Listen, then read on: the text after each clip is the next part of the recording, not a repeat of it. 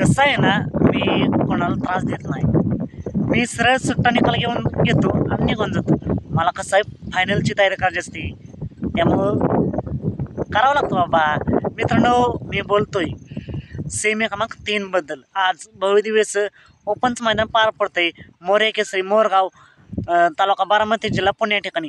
आणि या मैदानातील सेमी क्रमांक 3 सुटला. सेमी क्रमांक 3 तास क्रमांक 3वर पळत होता बैलगाडा क्षेत्रातील देव, ज्याला गावठी बैलांचा देवदूत म्हणलं जातं, असा बकासूर.